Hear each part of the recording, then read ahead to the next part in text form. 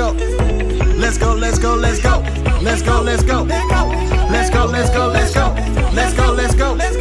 Let's go, let's go, let's go. Let's go, let's go, let's go. Let's go, let's go, let's go. It's a new day, a new time, a new song, a new rhyme. But I'm still praising my God for these good days and blue skies.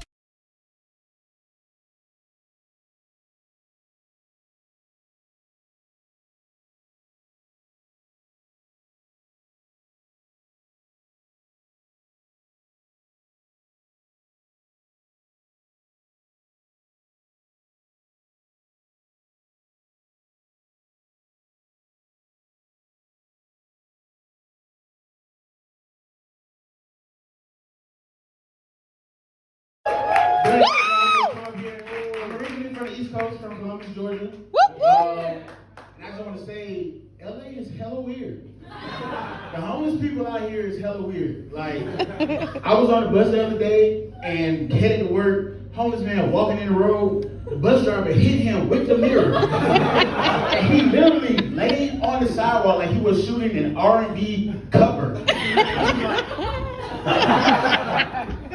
He got up. The bus driver pulled over. Everybody on the bus going crazy. What's going on? What's going on? He hit the hell out of this man. Everybody going crazy. The dude gets up, walks up to the bus driver. Bus driver opens his window and says, "Hey, are you all right?" He says, "Fuck you," and spit at the bus driver. Now, it's a Mexican bus driver, so he said a Mexican, racial slur, and I'm not going to say, but I was like, dang, that is crazy. I'm like, bruh, what is it with the homeless people that they like to walk in the road out here? Like, when I first moved out here, so I moved out here last year, right? So me and my homies, we on Hollywood Boulevard performing on the corner. And the speaker died. Boom, dead. We finna pack up and go home. As soon as we did, this homeless dude walked in the crosswalk. Like it's like a movie. Slow motion. Everybody stopped. Everybody on the corner, nobody's moving, no cars are going. It's just red lights. Walked in this crosswalk. Turn like this. I looked at my homie and said, "Bro, what is it with these homeless folks just walking in the road?" Like, as soon as I said that, start getting naked. I'm like, and this man is naked. What's going on? And then all of a sudden, we're on Hollywood and Holland, the corner right here. So his back is towards us, so we can't see the front of what's going on. But all I see is his elbow going like this in this area. And I'm like, is he really? But it was like he waited for the light to turn green. He just stood there like, and it was like like Mario Kart. It was like 3, 2, 1, go! The whole time, I'm like, bro, this is crazy. Dude, you tell the dude the tours that ran up on the stage. He ran out there. He was like, "Oh, world star, oh!" And then you hear somebody go, "Oh my God!" Whole time, it's a car sitting right here in front of this man. And he's still going like this. I don't know who's in the car. I don't know if his kid's in the car. I don't know who's the driver, but he's just going to work. And he finally get done, still standing there with his hand. And some dudes came out of nowhere and chased him off. He holding it, he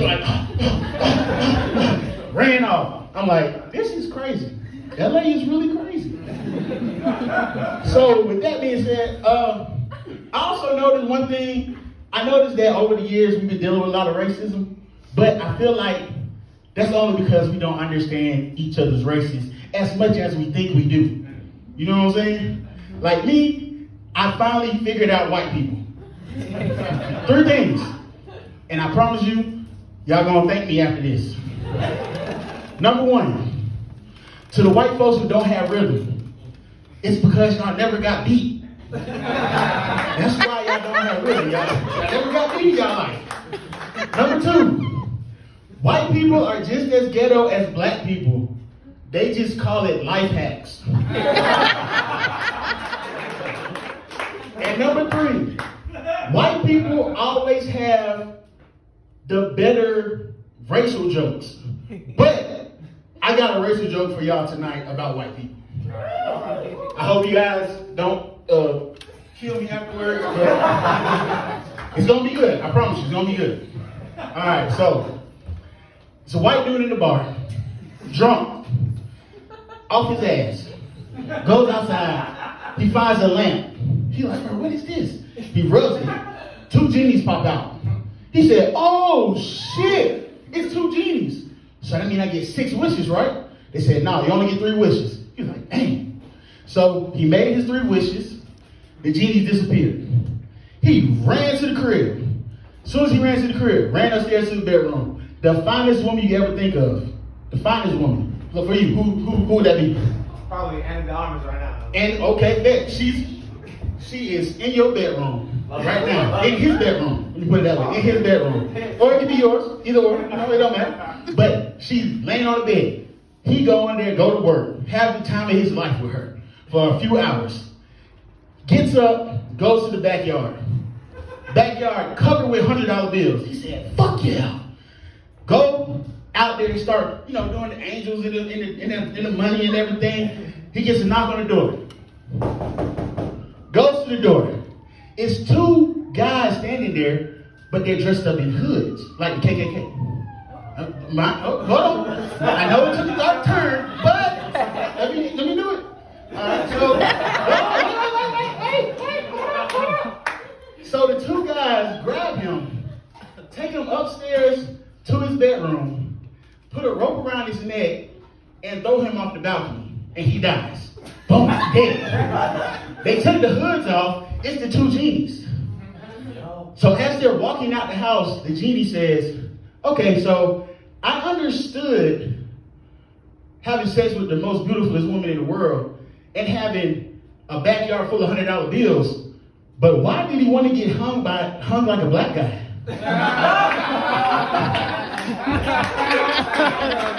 So I told you, hey, we there now. Y'all know the 3 things. Y'all know the 3 things. So I'm just letting y'all know. Also, I just want to let y'all know, shout out to Joe, because when I hit him up about this show, I actually thought it was like a music show, because I do music originally. That's the whole reason why I moved out here. So he's like, and I'm like trying to get my name out there so people can hear my music and build a fan base. And I'm like, fuck it, I'm finna ask him. What I gotta do to perform? He said, well, we got a show on the 11th, 12th, and 19th. I said, damn, my schedule kind of tight. Let me get the 19th. That way I can get some time to call out of work and all that stuff. And he was like, bet. And I'm like, hell yeah, got me another show. Boom, in the books. I go to the page to actually like look at what's going on, and I see a bunch of people on stage standing there with mics, and I see comedy up. I said, nigga, is this a comedy show? I actually signed up to do a comedy show. That's fucking my thing. But look, I said, I went back to him in the DMs. I said, hey, is this a comedy show? He was like, yeah, but we do music sets. You can do a music set if you want. So I'm like, I don't know. It's Hollywood. We in California. Like, I'm go for it. Put me down for the comedy show. I said, how many people gonna be there? He said, we normally have about 50, 60 people. I'm like, do I want to get up there and embarrass myself in front of 60 people, 50, 60 people? I said, fuck it, put me down for it. And I'm here today, and I just want to say I appreciate y'all for interacting with me while I'm on stage. I do have a little bit more time, so I also grew up in church. And one thing I know about the church is that people normally go for jobs that their body is not fit to do.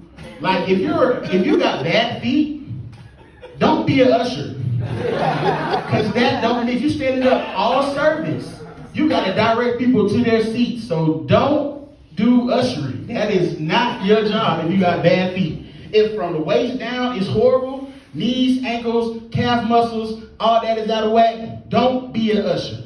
Because that is not your calling in the church.